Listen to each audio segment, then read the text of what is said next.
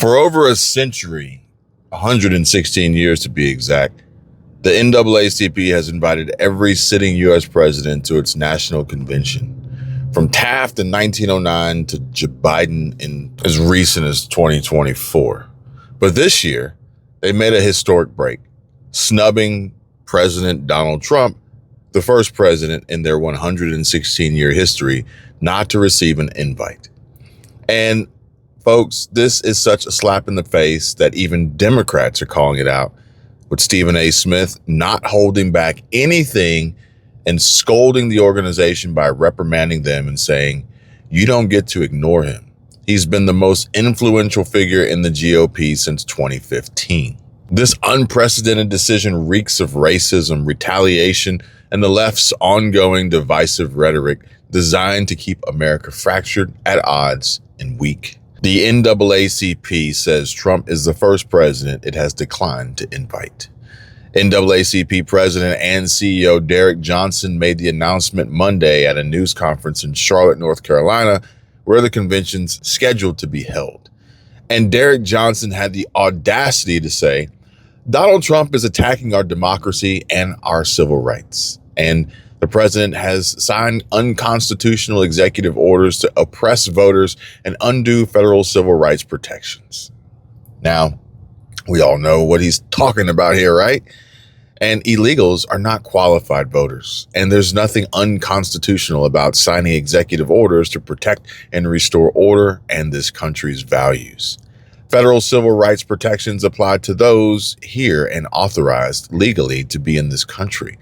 But they can play their games all they want, try and twist the words and try to manipulate stupid blacks into believing these lies. But it just won't work. This is the mandate, and President Trump is delivering on the promises he made on the campaign trail. Johnson's throwing around buzzwords like attacking democracy and unconstitutional to paint Trump as some kind of tyrant. But we all know what he's really upset about, right? Trump's executive orders cracking down on illegal immigration and voter fraud. Perhaps the only way Democrats could stand a chance at winning a fair election. And let me be abundantly clear. Those aren't attacks on democracy. They're defenses of it. The Constitution doesn't grant voting rights to non-citizens, and it's not oppression to ensure only legal citizens cast ballots. The idea that you can vote without showing an ID is fucking retarded. And that's just common sense, folks, not racism. And those federal civil rights protections, they're for Americans, Derek, not for people who break our laws to cross our borders. The NAACP president is twisting the truth, trying to scare folks into thinking Trump's targeting black voters when he's actually protecting the integrity of every legal vote, black, white, or otherwise in this country. This is classic left-wing playbook. Accuse your opponent of the very thing you're doing. Meanwhile, the NAACP's snub isn't about principle. It's retaliation for Trump's refusal to bow to their narrative. And they're mad that he's prioritizing American citizens and restoring order.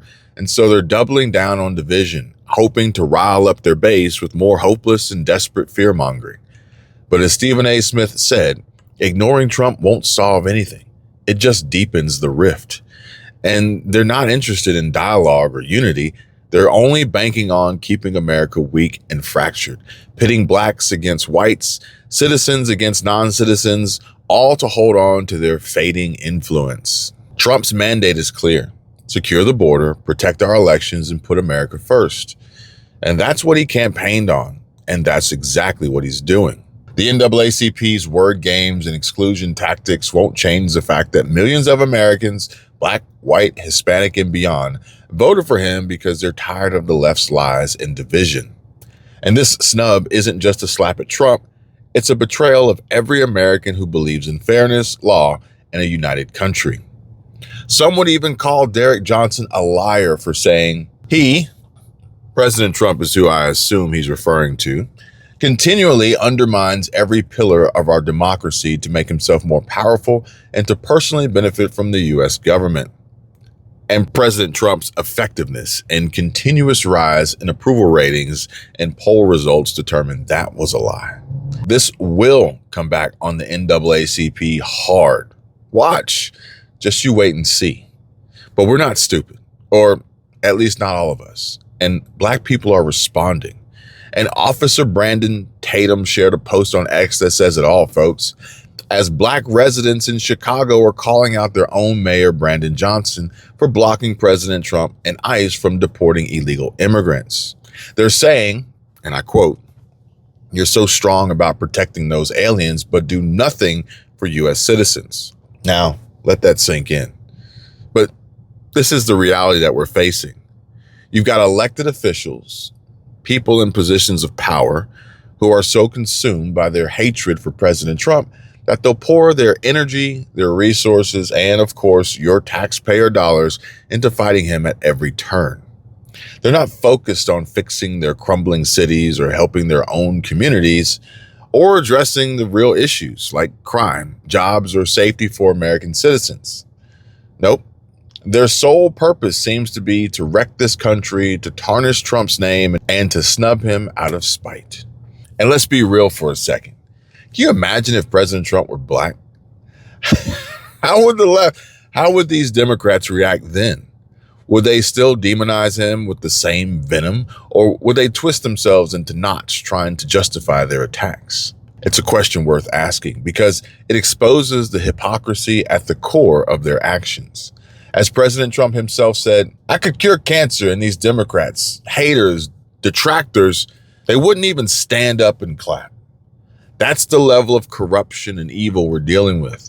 People so blinded by their agenda that they'd rather let their cities burn than work with the man who's fighting for this country.